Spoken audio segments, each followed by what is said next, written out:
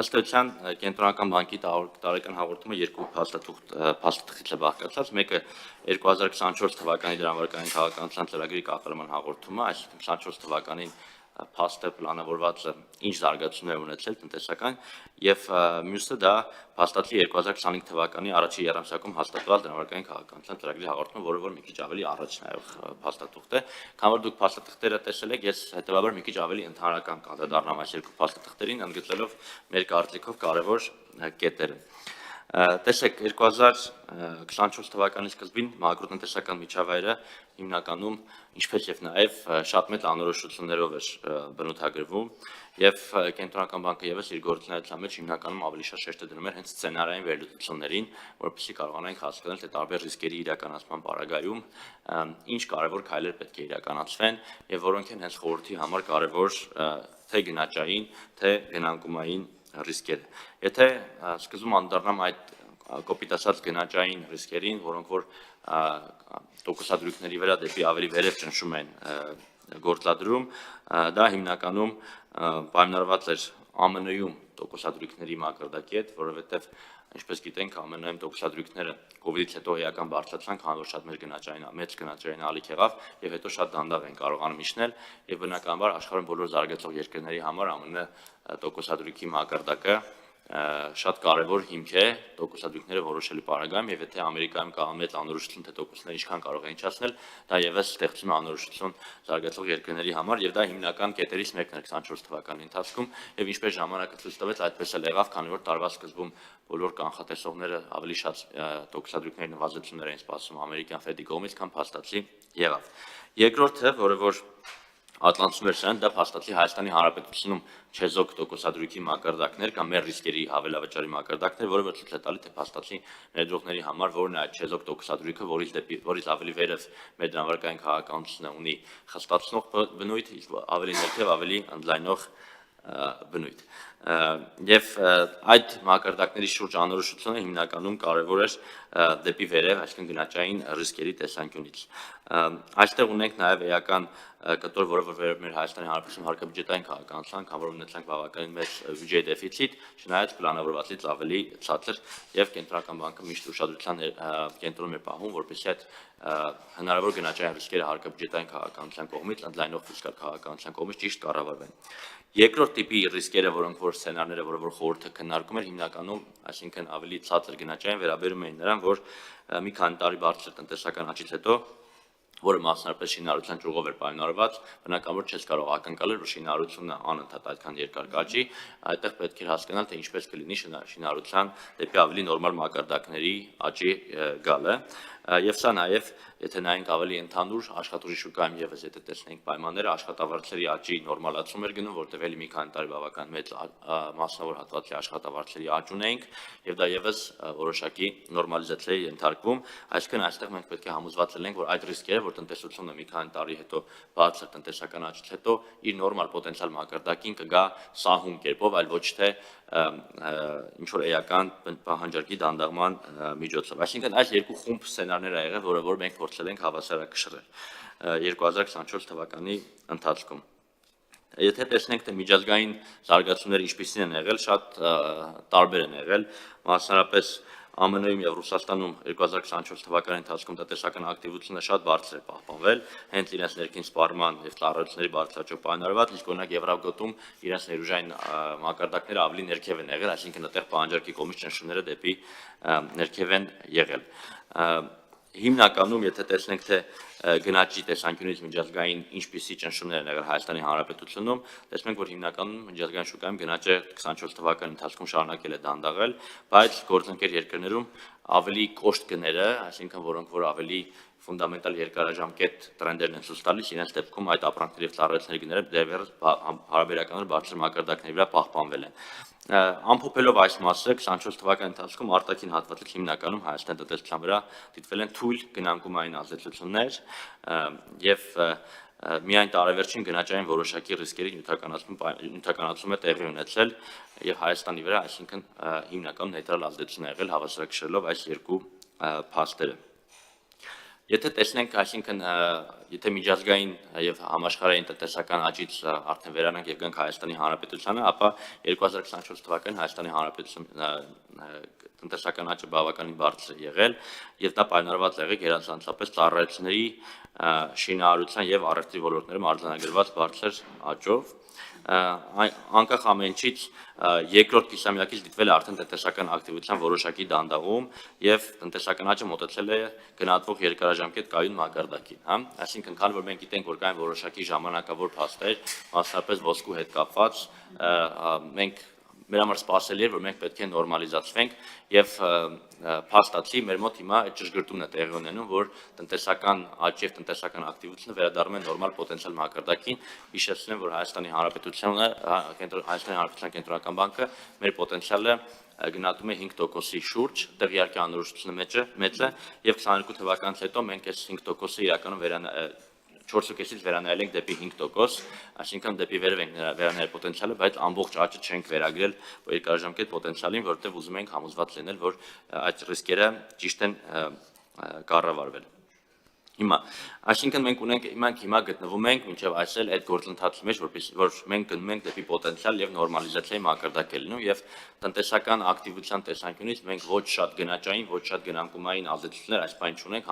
համատաբար հավասարակշռության մեջ ենք։ Պահանջարկի կառուցվածքում, եթե տեսնենք թե ինչպիսի զարգացումներ են եղել, արտաքին պահանջարկի աճի տեմպի աստիճանական դանդաղում է եղել, այստեղ ուզում ենք աճի տեմպը նկարագրել, որտեղ եւս թե туриզմի, թե դրա հետ կապված ծառայությունների մասով մենք շատ էական աճ ունենք եւ իսկապես շատ դժվար կլիներ ակնկալել, որ այդպիսի էական աճից հետո այդ աճը եւս կշարունակվեր եւ մենք հիմա փաստացի ունենք մի իրավիճակ, որ մակարդակի տեսանկյունից մենք 2022 կամ 21 կամ դա անգամ 19 թվականից էապես ավելի բարձր մակարդակում են գտնվում, բայց աճի տեմպերը էլի ավելի նորմալանում են եւ մասնավորապես արտահանման տեսանկյունից ծառայությունների զբոսաշրջության կտորն է, որ կարեւոր է։ Եթե տեսնենք ինչն է դա կոմպենսացրել, փաստացի զգալիորեն աշխուժացել է ներքին պահանջարկը, պայմանավորված մասնավոր սպառման բարձր աճով, եւ սա նաեւ վկայում է եկամուտների շարունակական ավելացման մասին, քանի որ վերջին մի քանի տարվա ընթացքում մենք գիտենք, որ Հայաստանի Հանրապետությունում եկամուտները էապես ավելացել են, մասնավորապես մեկ շնչին եկող եկամուտը մոտավորապես կրկնապատկվել է, հա։ Եվ էլի մենք ունեինք աշխատավարձի բավականին մեծ աճ, երկնիշ աճեր ունեինք 2 տարի եւ այստեղ եւս մենք ունենք էլի նորմալիզացում, այսինքն աշխատավարձի աճը հիմա մեր կարծիքով պոտենցիալի աճին մոտ աճ է, ինչը կարեւոր է, որովհետեւ այդ մասից նշանակում է, որ չունենք գնանկումային կամ էական գնաճային ճնշումներ այս պահին, հա։ Այս ֆոնի վրա մենք 2024 թվականին շարունակել ենք աստիճանաբար նվազեցնել քաղաքականության տոկոսադրույքը, ընդհանուր առմամբ 2.25%-ային կետով մենք նվազեցրել ենք մեր տոկոսադրույքը եւ դեկտեմբերին սահմանել ենք 7%։ Սա շատ կարեւոր է, որովհետեւ փաստացի եթե տեսնենք թե աշխարհում այս անորոշությունների պարագայում, երբ որ ԱՄՆ-ն տոկոսադրույքները դանդաղ է իջեցնում, առավել եւս զարգացող երկրներում որ երկրներն են կարողացել տոկոսադրույքները նվազեցնել, դուք կտեսնեք, որ Հայաստանի Հանրապետությունը իրականում քիչ երկրներից է, որը որ կարողացել է պահպանել բարձր տնտեսական աճ առանց զոհաբերելու գների կայունությունը եւ փաստացի այդ ընթացքում նաև տոկոսադրույքի նվազեցում է իրականացրել։ Ասենք մեր հարևան երկրներում էլ եթե նայեք, կտեսնեք, որ իրենք տոկոսադրույքի նվազեցում չեն կարողացել այդքան անել, թե մակարդակի տեսանկյունից եւս ավելի բարձր մակարդակում են։ Եվս դեպության հիմա Հայաստանի եւ ԱՄՆ տոկոսադրույքների տարբերությունը փաստացի պատմական մինիմալ մակարդակների վրա է, ինչը խոսում է մակրոտնտեսական, թե ֆիսկալ, թե դրամավարկային ճիշտ քաղաքականության եւ հավասարակշռման մասին։ Հա, այդ տեսանկյունից մենք փաստացի էլի այդ A տիպի եւ B տիպի ռիսկերը, որ ես ասացի, ավելի գնաճային եւ ավելի գնանկումային հավասարակշռել ենք եւ այդ տոկոսադրույքների նվազեցման արագությունը կարողացել ենք պահել ճիշտ մակարդակի վրա եւ փաստացի 12 ամսյա գնաճը 24 թվականի ընթացքում արդեն դարձել է տարեվերջին եղել է 1.5%, այս հիմա կանդրադառնում նաեւ արդեն մյուս մասին կանդրադառնում ավելի ապագային նայող, հա, եւ այստեղ ուզում եմ նաեւ ասել, որ 2025 թվականից արդեն մենք նպատակային ցուցանիշը 4-ից իջեցինք 3%, քանի որ գնաճի թիրախի ավելի ցածր մակարդակը 3% շատ ավելի համահունչ է երկարաժամկետ գների կայունության հետ, այստեղ շատ երկար չխոսեմ, որտեղ բավականին շատ քննարկվել է այս հարցը, բայց մենք գիտենք, որ Հայաստանի Հանրապետությունը ինչքան էլ մենք ասենք, որ գնաճը ցածր է, բայց ամեն դեպքում քաղաքացիների շրջանակում միշտ այդ անհանգստությունը որ կա, որ ասում են, բա գների մակարդակը, ինչը մենք կարծում ենք, որ հենց այս քայլը դրան է ուղղված ևս, որ դա համար գնաճի 3% ավելի ցածր մակարդակը մենք կարծում ենք ինստիտուցիոնալ այն մակարդակի վրա ենք, որ կարող ենք ապահովել, եւ սա որևէ տնտեսական աճի էական ազդեցություն չունենալու բացասական, քանի որ մենք գնաճային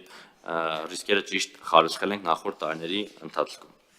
Եթե անդրադառնանք արդեն 25 թվականին, 25 թվականի առաջի երամսյակում համաշխարհային տնտեսությունում ընդհանրորեն պահպանվել են տնտեսական ակտիվության աճի դանդաղման ռիսկերը, մասնարարպես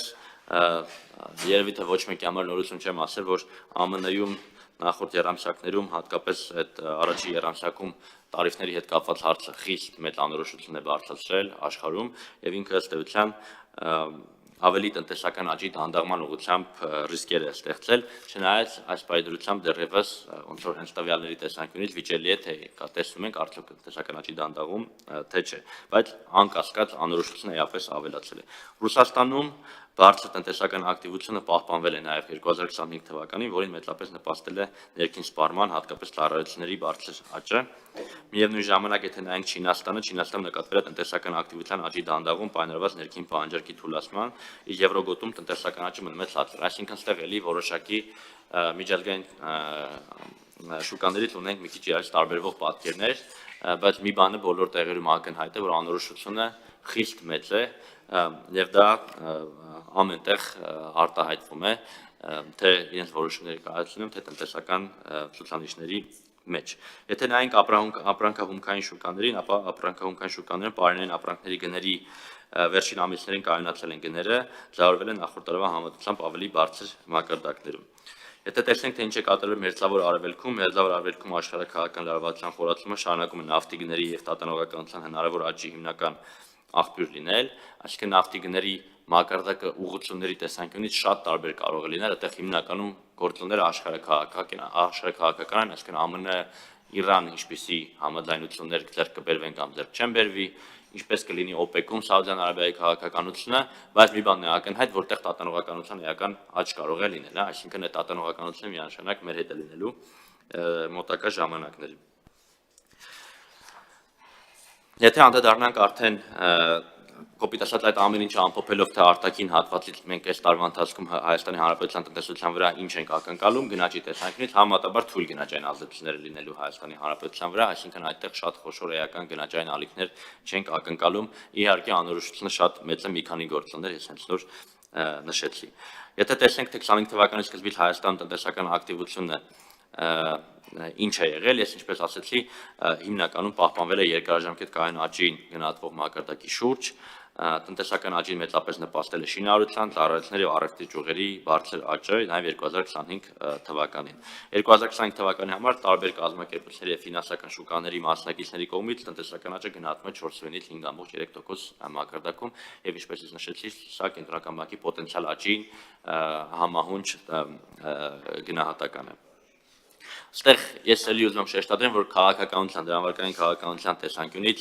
ամենակարևոր բանը լինելու այս ռիսկերը ճիշտ կառավարել, այլ ոչ թե ճիշտ կանխատեսել, քանի որ ամեն պահի ամեն բան կարող է փոխվել։ Եթե ամփոփեմ արդեն գնաճի մասով, մենք տեսանք, որ գնաճը որոշակի արագացել է տարվա սկզբից եւ փաստացի արդեն 12 ամսյա գնաճը այս պահին արդեն 3.2% է եւ ըստ էության 1.5-ից անցած տարվա թիրախից մի քիչ վեր է 3% է թիրախը, որտեղ թիրախը փոխել ենք 4-ից 3,